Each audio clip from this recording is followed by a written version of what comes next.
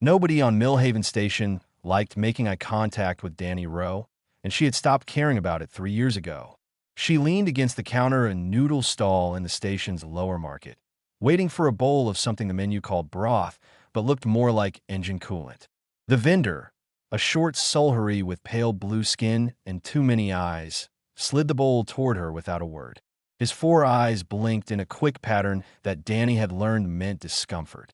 She paid. She ate. She left. That was how most of her interactions went out here on the frontier. 40 years since first contact, and humans were still treated like something between a curiosity and a threat. Earth had been classified as a Category 9 death world. Humans were labeled apex predators. The Galactic Concord had slapped a quarantine on the entire solar system and allowed only limited trade access to the outer stations. Most aliens had never seen a human face to face, those who had tended to keep their distance. Danny walked through the market toward the docking ring where her ship waited. The mule was not pretty. She was a beat-up freight hauler with a patched hull and a coolant system that Finn had been complaining about for 6 straight weeks. But she flew, she carried cargo, and she kept Danny fed. Finn was waiting at the airlock when she got back. He was Sulhuri like the noodle vendor, thin and bird-boned but taller. His 4 eyes tracked her as she stepped aboard. "Coolant line is getting worse," he said. "Good morning to you too. It is afternoon cycle." "Finn, I do not care what cycle it is. Fix the coolant line." He clicked his beak in frustration, which was his version of sigh. "I have patched it 9 times. It needs replacing. Then we replace it at the next stop." "Where is Rail?" "Sleeping in the cargo bay." Again, Rail was their 3rd crew member. Gorthani, big as a refrigerator and covered in dark green scales. His species was considered one of the toughest in the galaxy. Rail had been a dock worker before he signed on with Danny, and he could lift twice his own weight without breaking a sweat. He also slept 14 hours a day when there was nothing to move. Danny climbed into the cockpit and started running pre-flight checks. Through the viewport, she could see the docking ring was more crowded than usual. Ships were packed tight, and several looked like they had arrived in a hurry. Scorch marks on a few hulls. Nervous crews moving fast. She flicked on a local comm channel and listened. The chatter was all about the same thing. A convoy had been hit in the barren corridor. Hollow Reavers. 8 ships destroyed. No survivors found. The Hollow Reavers were the worst thing in frontier space. Pirates did not begin to describe them. They attacked, they killed, they took what they wanted, and they vanished. The Concord military avoided them. Everyone avoided them. Danny listened for a few more minutes, then switched off the channel. She had cargo to deliver and bills to pay. The barren corridor was not her problem. Finn settled into the co-pilot's seat and began his own checks. "The station is frightened," he said quietly. "Everyone is talking about the convoy." "I heard. 8 ships, Danny. That is not a raid. That is a massacre." She said nothing. She finished her checks and requested departure clearance. They were 15 minutes out from Millhaven when Finn's console beeped. He frowned, all 4 eyes narrowing. His thin fingers moved across the controls. "There is something," he said. "A signal, very faint, buried under the background noise." "What kind of signal?" "Distress beacon. Standard emergency frequency. But it is old. Days old, maybe more." "Location?" Finn hesitated. "Deep in the barren corridor." Danny stared at the navigation display. The barren corridor was a stretch of dead space between 2 trade lanes. No stations, no patrols. No reason to go there unless you were lost or being chased. "Could be from the convoy," she said. "Could be a trap," Finn replied. "The Reavers are known to leave false beacons. Could also be someone alive." Finn looked at her. She could feel the weight of his gaze, all 4 eyes wide and worried. "Danny, please." She turned to look at him. "If someone survived that attack and has been floating out there for days, sending a distress signal, they are running out of time. If there is even a chance someone is alive, we go. And if it is a trap, then we leave fast." Finn clicked his beak again. He did not argue further. He had flown with Danny long enough to know the look on her face. It was the look she got when something had crossed the line from not her problem to absolutely her problem. She called down to the cargo bay. "Rail, wake up. We are making a detour." A deep, rumbling groan came through the intercom. "Where?" Barren corridor. A long pause. Why? Because someone might need help. Another pause. Then, humans are insane. Get up anyway. Danny adjusted their course.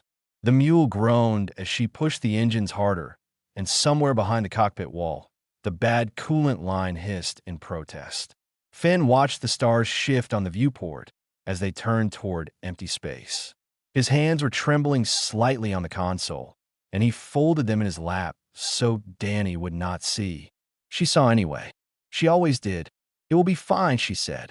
Finn did not believe her, but he stayed in his seat because that was what you did when you flew with Danny Rowe.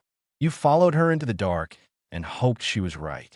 The mule jumped, and the stars stretched into lines, and they were gone. The first thing they saw was the debris field. It stretched across a wide patch of black space like a wound. Twisted metal, shattered hull plates, frozen clouds of vapor that had once been atmosphere. The remains of a ship, maybe two, scattered so completely that it was hard to tell where one ended and the other began. Finn's fingers moved across the scanner controls. His voice was barely above a whisper. I am reading the registration. The main wreck is a mid-sized transport. The Lantern, mixed crew, Sulhuri, Gorthani, a few others. Capacity of 60 passengers. Life signs, 1. Faint. Deep inside the main hull section, Danny was already out of her seat. She moved to the equipment locker and started pulling on an environment suit. The suit was old and patched in 3 places, much like everything else on the mule, but it worked. Rail appeared in the corridor behind her. He looked through the viewport at the debris field and said nothing for a long moment. Then he simply walked to the airlock and stood ready. You are not coming inside, Danny told him. I need you here guarding the airlock in case anything shows up. Finn stays on the mule with engines hot. Rail's heavy jaw tightened. You are going alone into a reaver wreck. I am going alone because I am the smallest one on this ship and I need to fit through collapsed corridors. Stay here.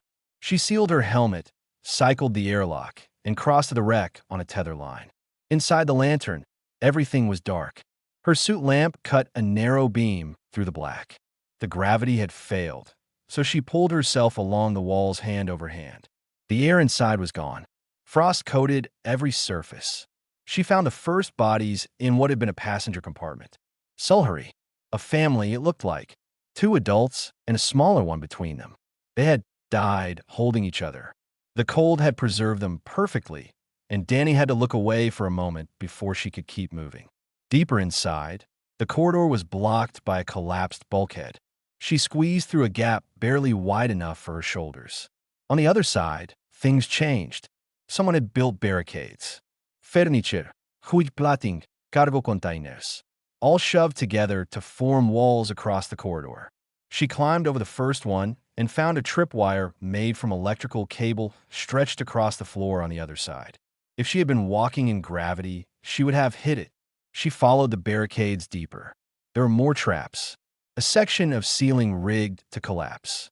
Broken pipes sharpened to points and wedged into gaps. Everything crude.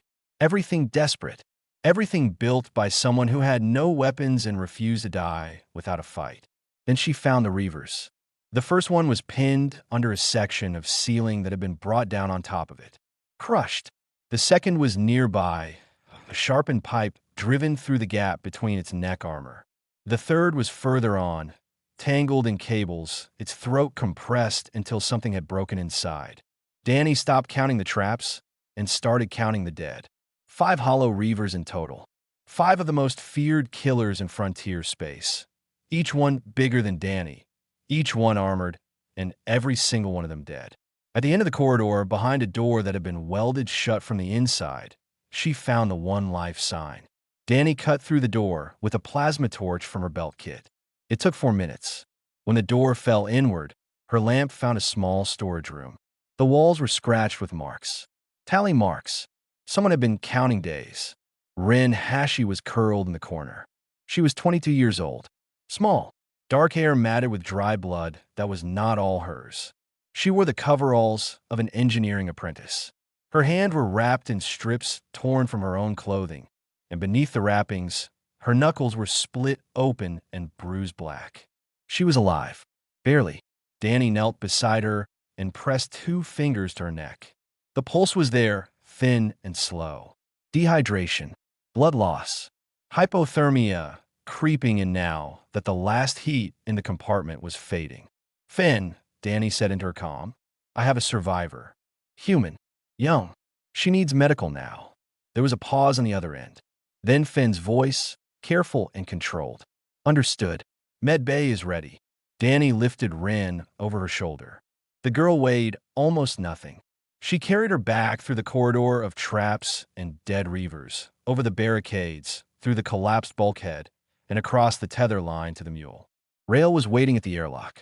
He took one look at Ren, small and broken and barely breathing, and then looked past Danny toward the wreck.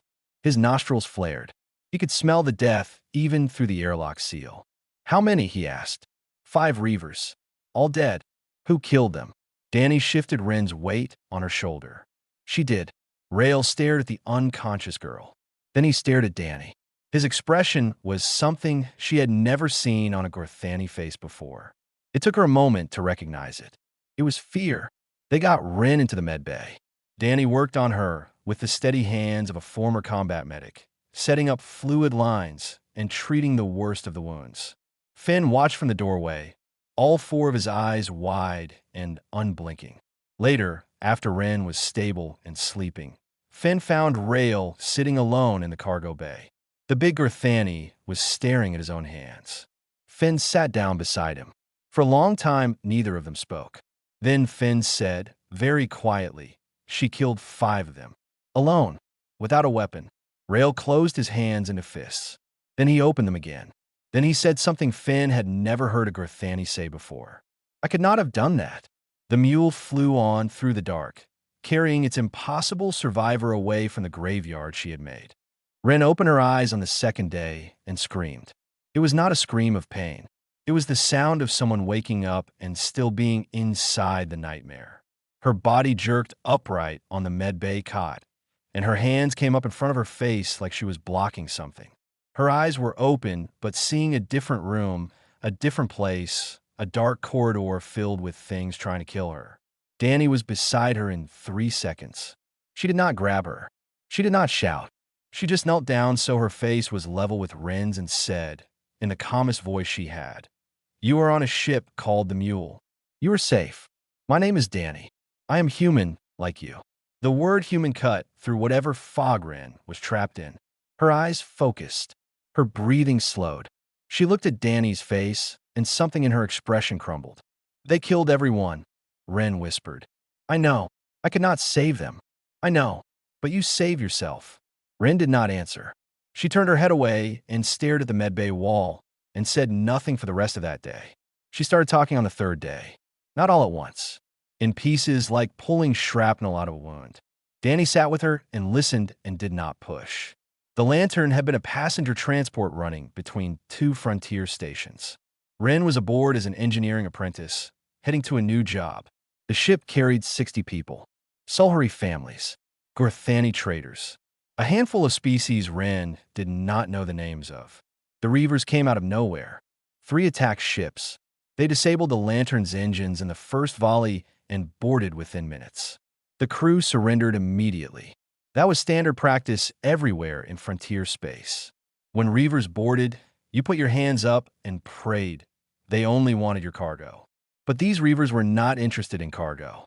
They started killing passengers. Not quickly, not efficiently.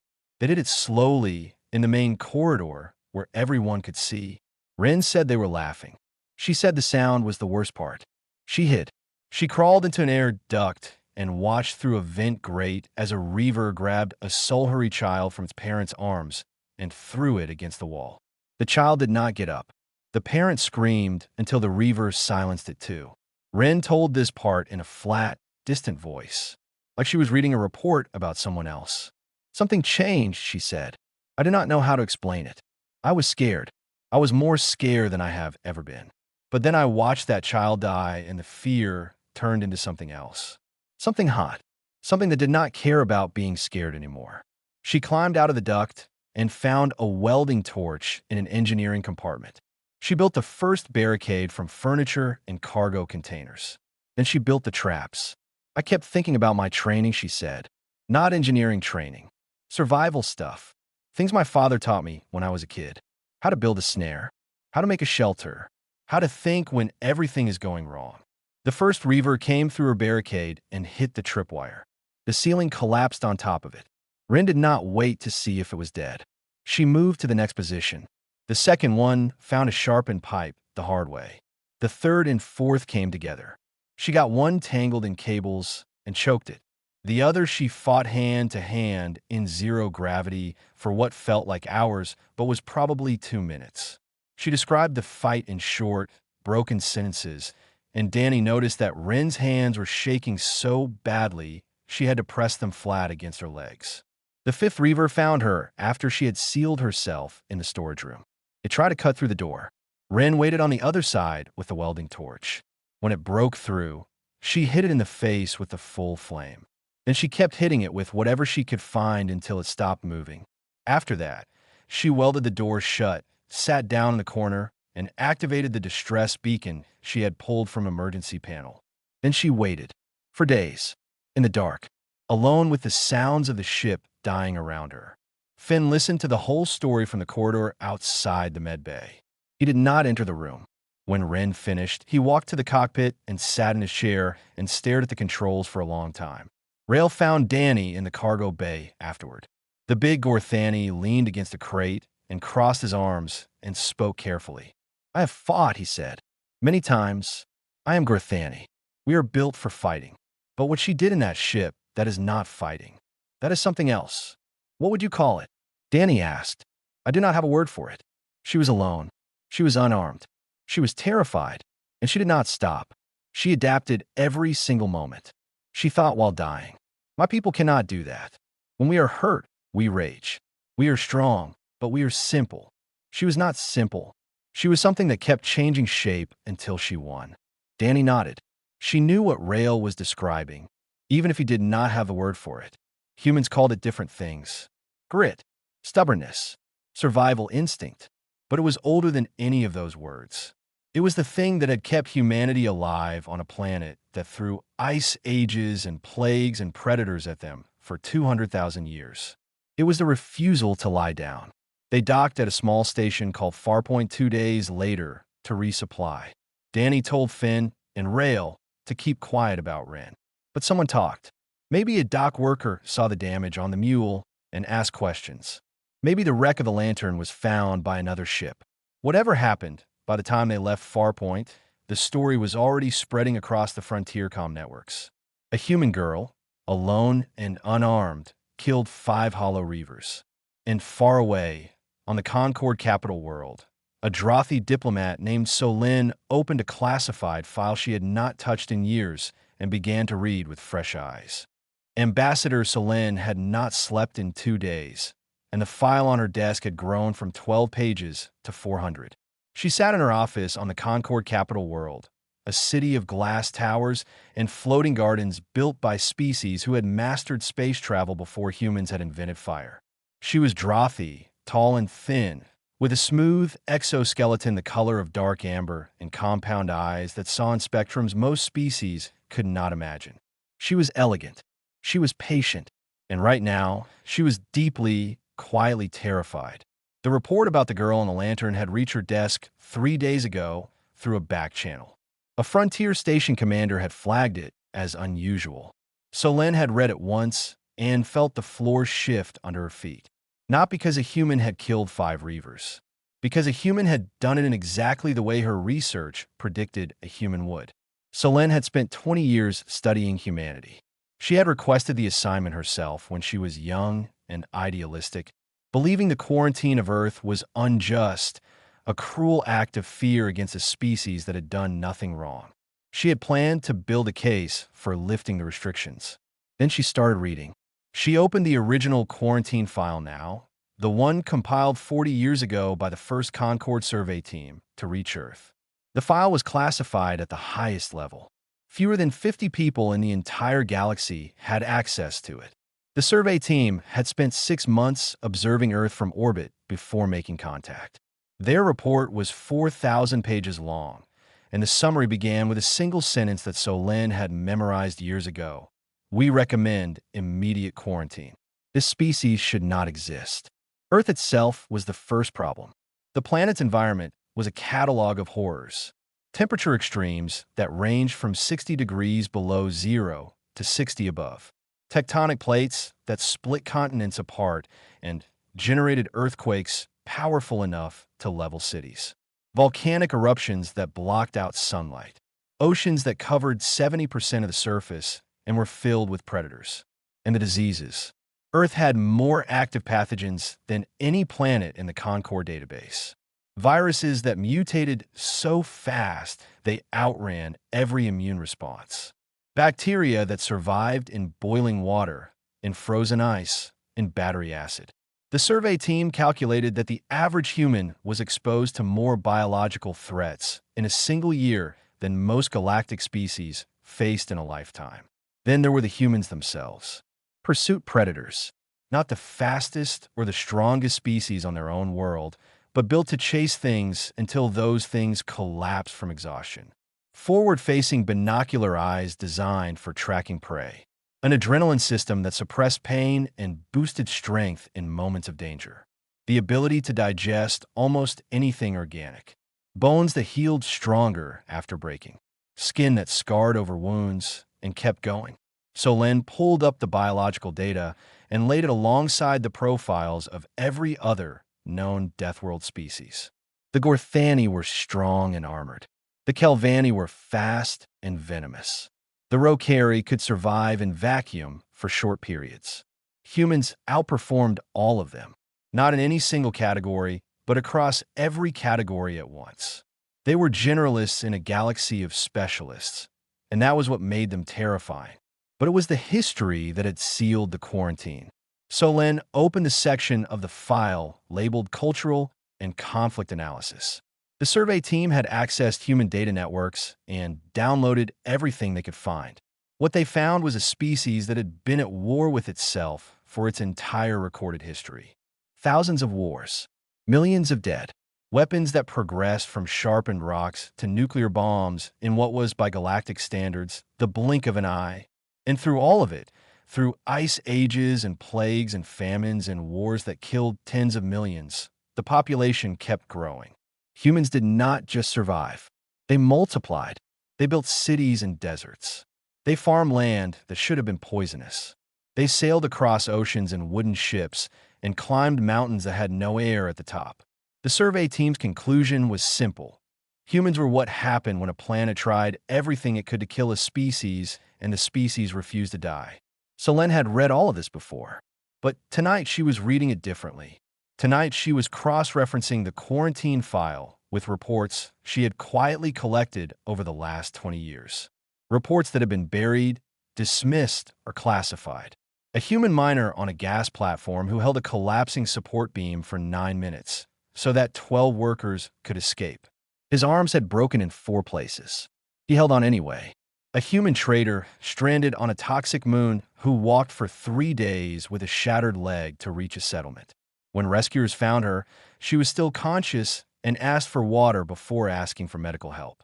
A human soldier from before the quarantine, encountered by Concord Scout Patrol. The patrol fired on him. He was hit 4 times. He kept advancing, returning fire, and only stopped when the patrol retreated. The Scout commander's report contained a single note. It would not fall down. And now Ren Hashi, 22 years old, unarmed, alone. 5 dead Reavers. Solène sat back in her chair and pressed her long fingers together. She understood now what the quarantine had really been about. It was not about protecting the galaxy from human violence. Humans had been in frontier space for decades and had started nothing. No wars, no conquests, no empires. The quarantine was about what might happen if humans were ever given a reason. She began writing a memo to High Consul Draven, the leader of the Galactic Concord. She chose every word with the precision of a surgeon. We did not quarantine them because they are monsters. We quarantined them because we looked at their history and saw what they do when they believe something is worth fighting for. And we were afraid they might one day believe we are worth fighting for too. She sent the memo and sat alone in her office as the capital city glowed outside her windows. Somewhere far away, on a battered freighter called the Mule, a girl who had killed 5 monsters was sleeping with the lights on because she was afraid of the dark. And so Len understood, for the first time, that the dark was afraid of her. The Concord Senate chamber was built to intimidate, and it did its job well. It was a vast circular hall carved from white stone, with tiered seating that rose in rings around its central floor. Floating light panels drifted overhead like slow clouds. Delegates from 46 species filled the seats, each one representing a world or a coalition. The air smelled of a dozen different atmospheres mixing together through the ventilation system. Danny Rose stood on the central floor and felt very small. She was wearing the cleanest clothes she owned, which was not saying much. Her cargo jacket had been patched so many times it looked like a quilt. Her boots were scuffed. Her hands, scarred from years of freight work and field medicine, hung at her sides. Ren stood beside her. The girl had gained some weight back in the weeks since a rescue, but her eyes still had that faraway look. She wore borrowed clothes that did not quite fit. Her hands were healed, but the knuckles were still discolored. They had been summoned, not invited, summoned, like defendants in a trial. The session had been called by a coalition of delegates who wanted to discuss what they were carefully calling the human incident. Danny had heard the real conversations in the corridors outside. They were not discussing an incident. They were discussing a threat. High Consul Draven sat at the highest tier. He was Pelori, ancient and gray, with a face like cracked stone and eyes that gave nothing away. He had led the Concord for longer than Danny had been alive. He was the one who had signed the original quarantine order. A Kelvani delegate spoke first. He was thin and sharp, with scales that shifted color when he was agitated, and right now they were cycling through shades of red. The facts are simple, he said. A single human, without weapons or training, killed 5 Hollow Reavers in close combat. This is not an isolated event. There are dozens of similar reports. The quarantine exists for a reason. We should be strengthening it, not debating it. A murmur of agreement rippled through several delegations. A Gorthani delegate stood next. "We are warriors," she said. "We have fought Reavers and lost. What this human girl did should not be possible. The Senate must address what this means for galactic security." More murmurs. Danny watched the room and kept her face still. A Sulhuri delegate spoke in a softer tone. "Perhaps we should hear from the humans before we decide their fate." Draven raised one hand. The chamber went silent. He looked down at Danny and nodded. Danny stepped forward. She did not clear her throat. She did not look at the floor. She looked up at 46 species staring down at her, and she spoke in a voice that carried without shouting. "You are afraid of us," she said. "I understand that. I have lived on your frontier for 10 years, and I have seen the way you look at humans. Like we're something that might go off. Like we are a fire you are standing too close to." She paused and let the silence fill the chamber. "You brought us here because a young woman survived something terrible. She was trapped on a ship with killers. She had no weapons, no backup, no training for combat. And she lived. She lived because she is human, and that is what humans do. We live through everything, no matter what." She looked at the Kelvani delegate. "You want to tighten the quarantine. You want to push us further out. Lock us down. Keep us away from your worlds and your people. Let me ask you something. In 40 years of being out here, how many humans have started a war? Silence. How many humans have conquered a planet? Silence. How many humans have built an empire at your expense?" The silence stretched. "None," Danny said. "Because we chose not to. Not because we could not." She stepped back. Ren stepped forward. The girl's voice was quiet, and the chamber amplifiers had to boost it so the upper tiers could hear. She did not look comfortable. She looked like someone who wanted to be anywhere else in the galaxy. But she spoke anyway. "I'm not a soldier," she said. "I am an engineer. I fix things. That is all I have ever wanted to do. I did not go onto that ship looking for a fight. I hid when the Reavers came. I hid because I was scared." She paused. Her hands were trembling again. "But then I watched them kill a child. A little Sulhuri kid who had not done anything wrong. And I stopped being scared. I stopped thinking about myself. I just knew I had to make it stop." She looked down at her scarred hands. I'm not proud of what I did. I have nightmares about it every single night. But I would do it again. Any human would. Because that is the thing you do not understand about us. We are not dangerous because we like to fight. We are dangerous because we cannot stand by and watch something innocent get hurt. The chamber was completely still. Ambassador Solin rose from her seat. She had been waiting for this moment. She addressed the full Senate with the calm authority of someone who had spent 20 years preparing for a single speech. I have studied humanity longer than most of you have known they exist, she said. And I will tell you what the quarantine file really says. It says that humans come from a world that has tried to kill them every single day of their existence. It says that they responded not by becoming cruel, but by becoming stubborn and compassionate and creative and impossibly, madly, unreasonably determined to protect the things they love. She looked at Draven. The quarantine was not protection. It was fear. And fear is the worst reason to make a decision about someone's future. Draven sat motionless for a long time. Then he spoke, and his voice was old and heavy. I signed that order 40 years ago. I signed it because I was afraid. The ambassador is right. Fear is a poor foundation. The vote was called.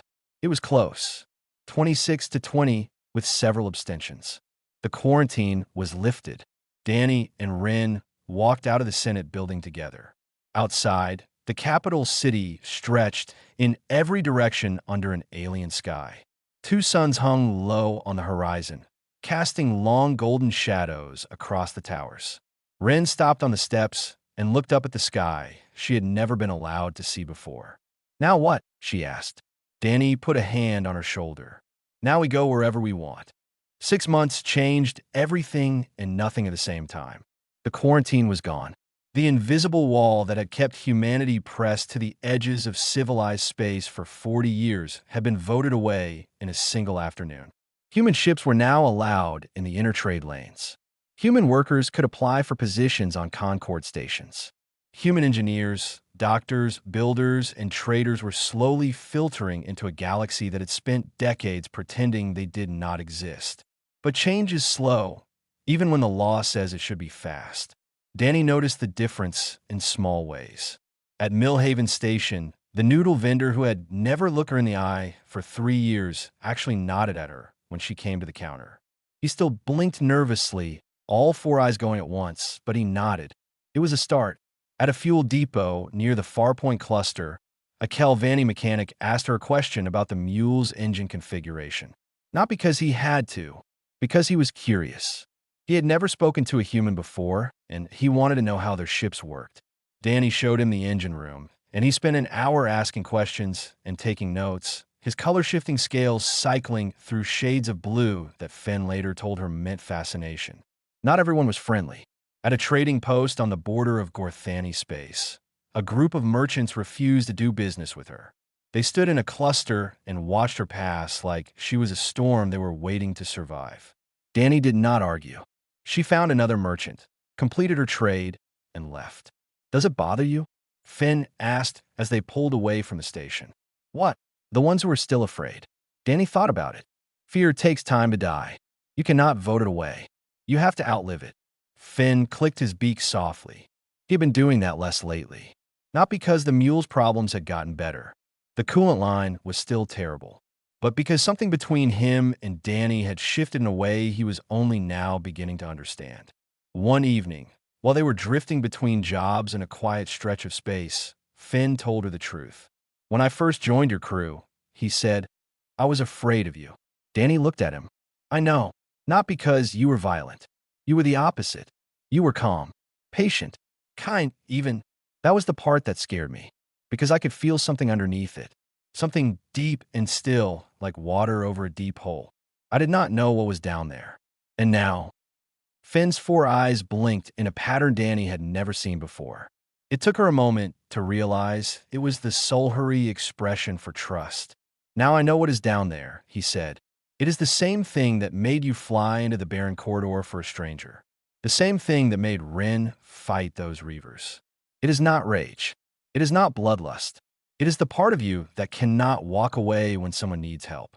and it is the most terrifying and the most beautiful thing I have ever seen in another living being." Danny did not know what to say to that, so she said nothing, but she reached over and put her hand on Finn's thin arm for a moment, and he did not flinch. Rail had changed too. The big Gorthani had started talking about humans to other Gorthani at every station they visited. Not bragging, not warning, just telling the truth, which was strange enough to get attention. "They're smaller than us," he would say, "weaker than us, softer than us, and they're the only species in this galaxy that I would trust with my life and also be afraid to fight. Both at the same time. If you can understand that, you understand humans. If you cannot, stay out of their way when they are protecting something." Ren had left the mule after 2 months. She went back to engineering work at a station in the Midrim. She sent Danny short messages every few weeks. They were always the same. Brief, practical, a few words about what she was building or fixing. She never talked about the lantern. She never talked about the Reavers. But she was building things again. Danny told Finn that was the most human response possible. Something terrible happens. You break. You grieve. Then you pick up a wrench and you build something new. Ambassador Solin visited Danny at Millhaven 3 months after the vote. She came alone, without security or ceremony, and found Danny eating noodles at the same stall where this whole story had started. The Drothi diplomat sat across from her and folded her long hands on the table. Her compound eyes reflected the market lights in fractured patterns. "I need to ask you something," Solin said. "Something that has been keeping me awake." "Go ahead. Are you angry? Your species was caged for 40 years. Locked out. Treated like animals. Are you not furious with us?" Danny set down her bowl. She looked at the market around her. Aliens of a dozen species moving through the stalls, living their lives, some glancing at her and some not. She thought about the question for a long time. "We grew up on a world that tried to kill us every single day," she said.